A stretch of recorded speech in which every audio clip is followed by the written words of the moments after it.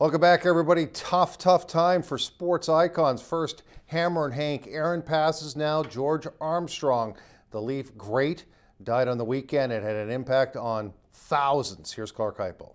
George Armstrong, to me, was a very calm, cool, collective type of leader. He never ever scores more than 23 or 24 goals in a season, and he never ever puts up more than 51 or 52 points a season.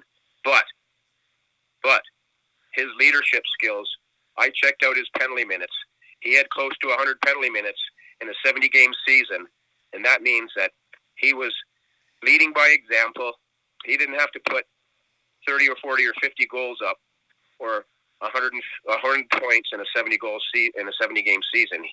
He was a leader, and he set examples by leading on the ice. As a Hall of Famer, to me, Clark, this guy paid his dues like everybody else.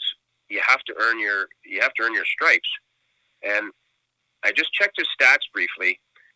Noticed that he too, like most wonderful professional hockey players, they have to bide their time in the minors. He did 1 year in the minors, or maybe a year and a half. He had a cup of coffee, what we call a cup of coffee, a little bit of seasoning with the American Hockey League team called the Pittsburgh Hornets.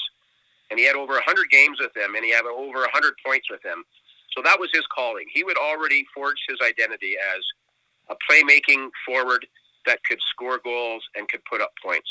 Nipissing First Nation Chief Scott McLeod had this to say about Armstrong, a true trailblazer for professional Indigenous athletes. He was one of the very first handful of Indigenous players in the NHL that were very instrumental in helping First Nations rebuild and heal from a lot of intergenerational trauma that was occurring and had occurred previous with the residential schools. And it gave us a value that we couldn't seem to get at the time from anywhere else. And that was the value was self-esteem.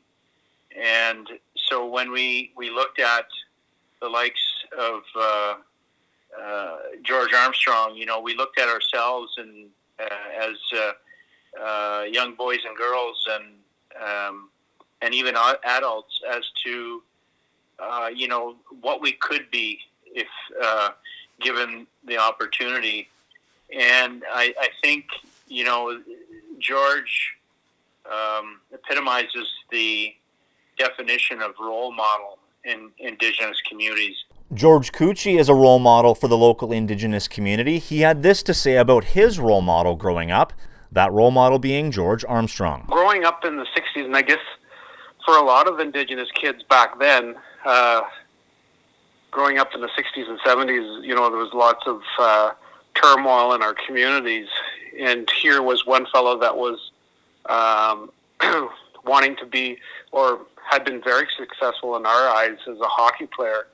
And even at Christmas when we got our Toronto Maple Leafs sweaters, everybody wanted number 10. Armstrong's success as a professional player didn't come easily. Being Indigenous back then, too, there was still a lot of racism that he had to put up with. And even now, in his death, they're still calling him Chief.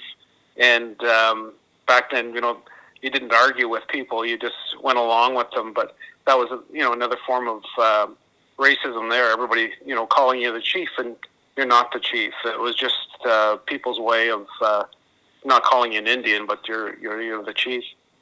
Chris Dowdle, a baseball teammate of mine who just happens to be an avid Leaf fan, sent me this photo on Monday morning. George Armstrong is pictured here, a second or third cousin to Chris's grandfather. This photo taken in the summer of 1967 in Nipissing Township. Chris's father, Peter, is standing bottom right next to his brother, Paul, and his eldest brother, David, standing next to the Cup-winning captain. Great hockey player, greater man.